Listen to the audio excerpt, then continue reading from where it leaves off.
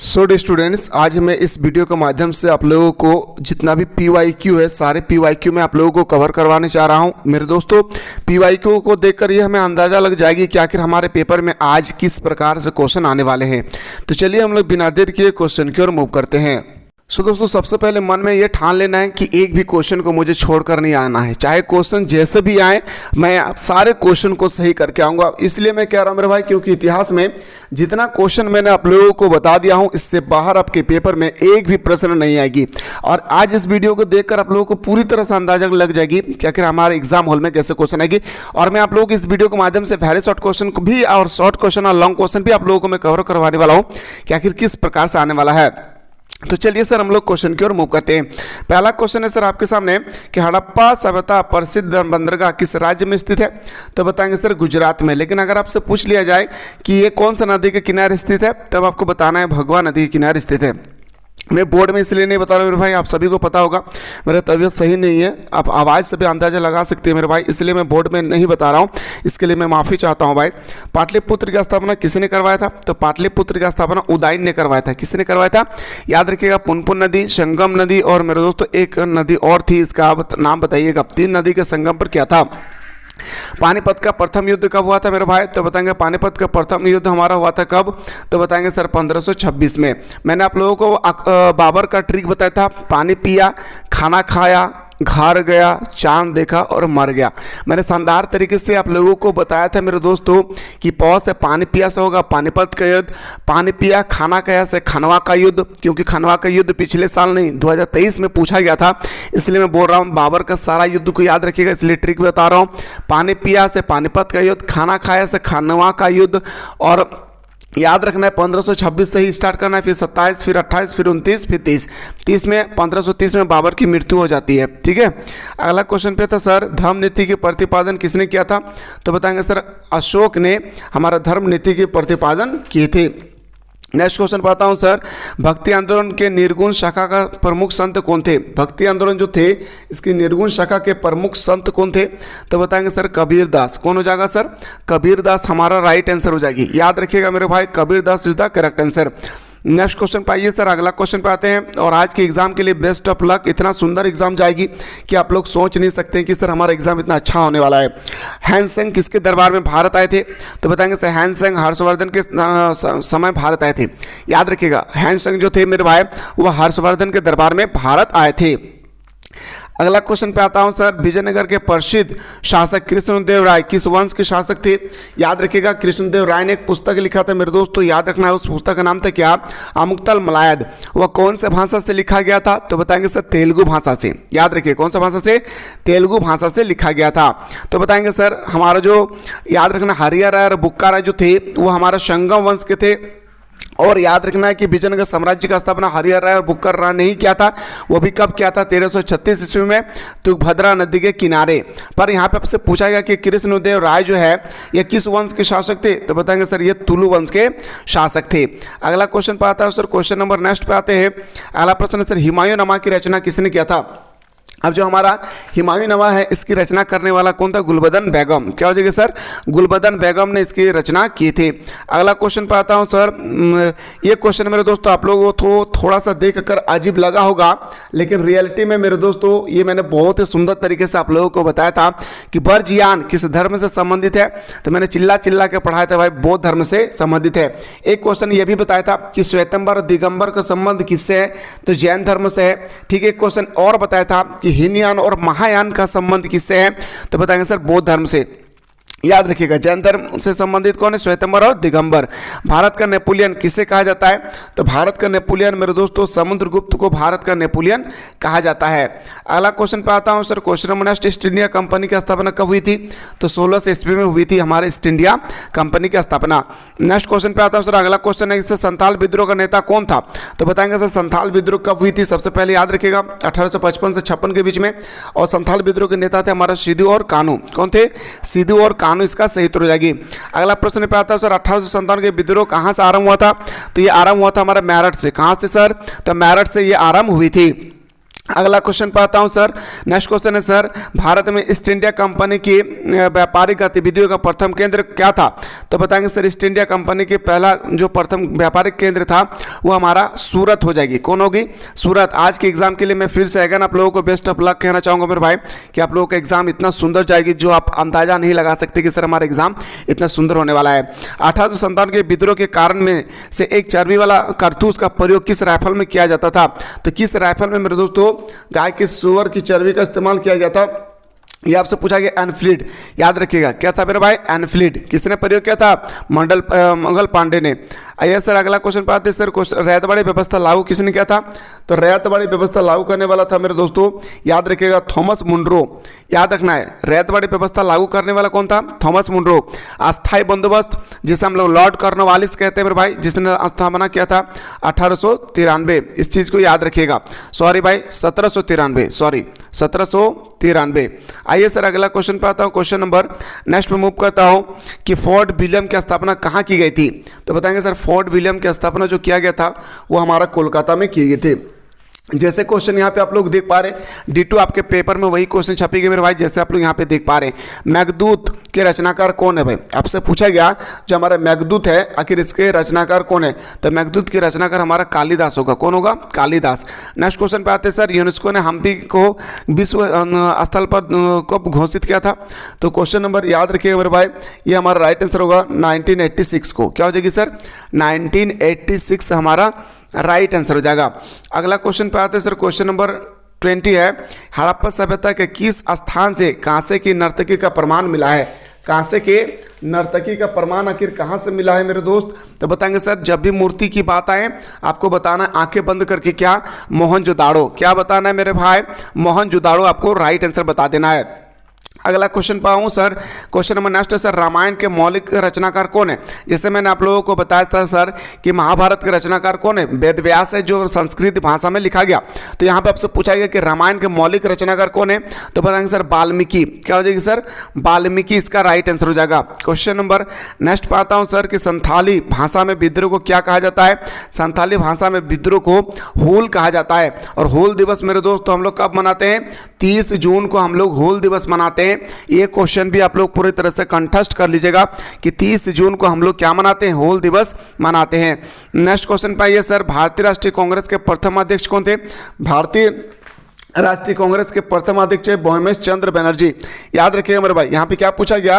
Who was the first president of India national Congress? तो बताएंगे sir Bharat में पूछ रहा है भाई, तो हमारा होगा भोमेश चंद्र बनर्जी। क्या हो जाएगा सर? भोमेश चंद्र बनर्जी। पर कांग्रेस की स्थापना पूछा जाएगा तो आपको बताना है A.O. ह्यूम। कब किया था? 28 दिसंबर 1885 को। अगला क्वेश्चन पे आते हैं सर। क्वेश्चन नंबर नेक्स्ट है, हड़प्पा सभ्यता से संबंधित R37 क्या है? R37 मोस्ट इंपॉर्टेंट क्वेश्चन था। R37 हमारा एक शमशान घाट था जिसे हम लोग कब्रिस्तान कहते हैं। क्या था मेरे भाई? शमशान घाट था यानी कब्रिस्तान थे। अगला क्वेश्चन पाता हूं सर, इब्न बतूता कहां से भारत आया था? और इस वीडियो के बाद में एक धाकड़ सा क्वेश्चन लेकर आ रहा हूं मेरे दोस्तों, पूरा का पूरा 150 होगा और यही हमारा अंतिम प्रहार होगी। याद रखिएगा, एक सेट में लेकर आ रहा हूं जो अपलोड होगी मेरे दोस्तों 8 बजे। याद रखिएगा, जहां पे मेरे दोस्तों धाकड़ तरीके से मैं आप लोगों को एक एक क्वेश्चन का पूरा निचोड़ करके नींबू की रस की तरह आप लोगों तक पहुंचाने की पूरी कोशिश करूंगा। ठीक है, तो 150 क्वेश्चन के लिए तैयार रहिएगा। इब्न बतूता कहां से भारत आए थे? तो हमारा जो क्वेश्चन नंबर 24 है मेरे भाई, 25 इब्न बतूता याद रखें मेरे दोस्तों मोरक्को से भारत आए थे। क्वेश्चन नंबर नेक्स्ट पे आते हैं सर। अगला प्रश्न है, साबरमती का संत किसे कहा जाता है? कितना सिंपल क्वेश्चन भाई। महात्मा गांधी को कहा जाता है। नमक कानून भाई याद रखिएगा। ठीक है, अगला क्वेश्चन पे आते हैं सर, स्वराज पार्टी की स्थापना किसने किया था? तो स्वराज पार्टी का स्थापना करने वाला एक्चुअली 2 व्यक्ति था भाई, याद रखिएगा। एक था हमारा मोतीलाल नेहरू और एक था हमारा चित्तरंजन दास। एक था हमारा मोतीलाल नेहरू, एक था हमारा चित्तरंजन दास, यानी ऑप्शन नंबर डी हमारा सही हो जाएगा। अगला प्रश्न पे आते हैं सर, भारत में सर्वप्रथम सोने का सिक्का किसने जारी किया था? तो भारत में सर्वप्रथम सोने का सिक्का जारी करने वाला था मेरे दोस्तों इंडो ग्रीक। कौन था? इंडो ग्रीक इसका राइट आंसर हो जाएगा। नेक्स्ट क्वेश्चन पे आऊँ सर। अगला प्रश्न है कि गांधी जी का राजनीतिक दर्शन विचारधारा किस पुस्तक में वर्णित है? याद रखिएगा, तो वो पुस्तक का नाम है मेरे दोस्तों my experiment with truth. Actually Mahatma Gandhi ने बहुत सारे पुस्तक लिखे, जैसे young India, Hindu Swaraj, Indian opinion, my experiment with truth. तो याद रखिएगा इसका राइट आंसर क्या होगा, माई एक्सपेरिमेंट विथ ट्रूथ, यानी ऑप्शन नंबर हमारा डी इसका राइट आंसर हो जाएगा। अगला क्वेश्चन पे आते हैं सर, हड़प्पा सभ्यता का भारत में स्थित सबसे बड़ा स्थल कौन सा है।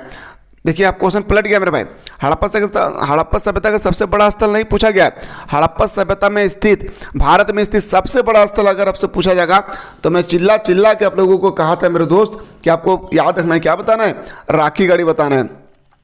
फिर से मैं कह रहा हूँ, हड़प्पा सभ्यता का भारत में स्थित सबसे बड़ा स्थल राखी गढ़ी हो जाएगा, इस चीज़ को याद रखिएगा।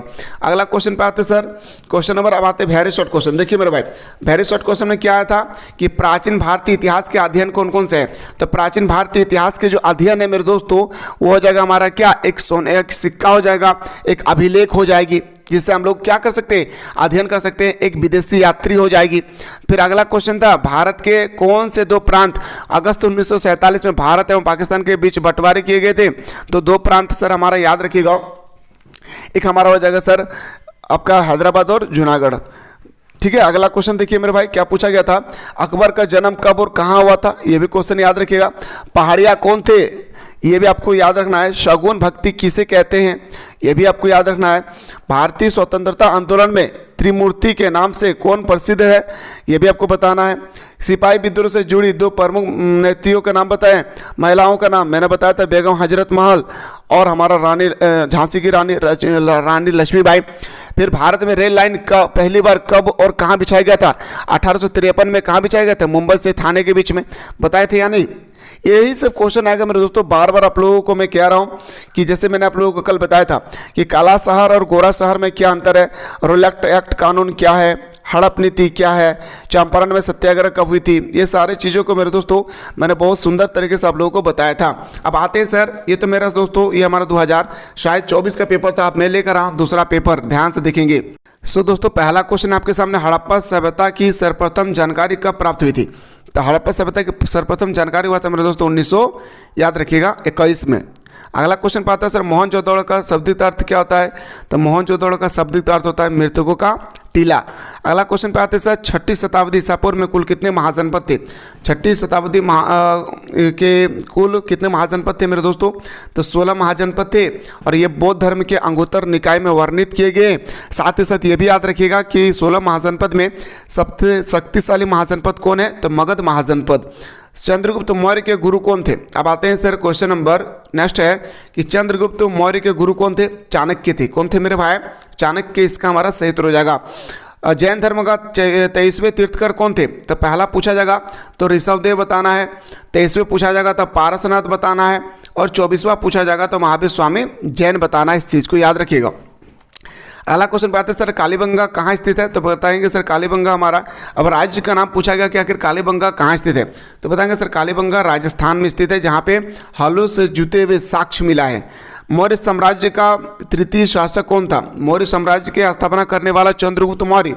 तो तीसरा शासक पूछा गया है तो मेरे भाई अशोक। कभी कभी पूछ लिया जाता है कि अशोक कौन से शासक थे। तो बताएंगे सर मौर्य साम्राज्य के शासक थे। नेक्स्ट क्वेश्चन पे आते हैं सर, नालंदा विश्वविद्यालय कहाँ स्थित है। किसने करवाया था नालंदा विश्वविद्यालय का स्थापना।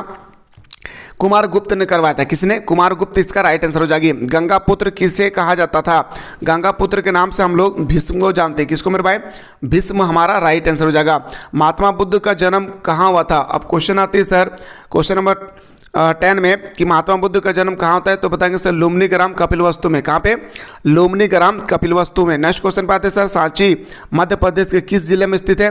तो रायसेन, और रायसेन और भोपाल दोनों रहे तो आपको रायसेन बताना है। और मेरे दोस्तों अगर रायसेन ऑप्शन में ना रहे तो आपको भोपाल बताना है। अलबिरूनी किसके साथ भारत आए थे। तो मैंने चिल्ला के आप लोगों को बताया था कि अलबिरूनी मोहम्मद गजनवी के साथ भारत आए थे। नेक्स्ट क्वेश्चन पे आते हैं सर, अगला क्वेश्चन है तलवांडी यानी नानक साहब का किसका जन्म था। तो बताएंगे सर तलवांडी ननकाना जिले में किसका जन्म स्थल था। तो बताएंगे सर गुरु नानक का। किसका मेरे भाई, गुरु नानक हमारा सही उत्तर हो जाएगी। कबीर के शिष्य कौन थे भाई, क्वेश्चन नंबर 14 पूछा गया कबीर के शिष्य कौन थे। तो रामानंद चाचा हमारे क्या था, कबीर के शिष्य थे। अमुक्तल मलायत किसने लिखा था। तो कृष्णदेव राय ने। विजयनगर साम्राज्य का स्थापना किसने किया था, हरिहर राय और बुक्का राय ने।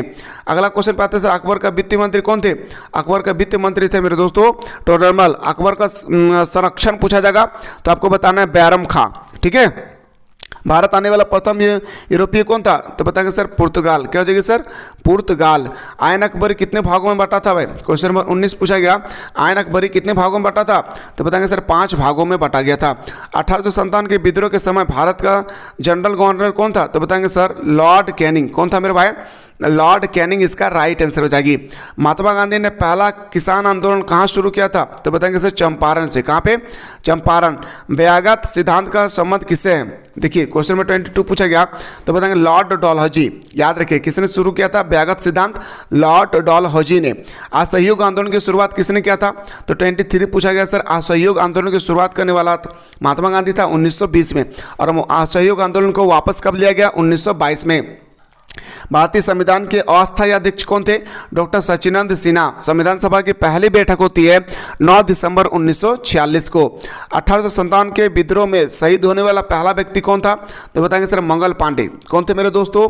शहीद होने वाला पहला व्यक्ति मंगल पांडे। संविधान सभा के प्रारूप समिति का अध्यक्ष कौन है? तो बताएंगे सर हमारा भीमराव अंबेडकर होगा। मैं एक और वीडियो लेकर आ रहा हूँ जहाँ पे 150 क्वेश्चन मेरे दोस्तों मैं 5 साल का मॉडल पेपर को एक साथ लेकर आ रहा हूँ। ठीक है, 5 साल का मॉडल पेपर को मैं एक साथ लेकर आ रहा हूं।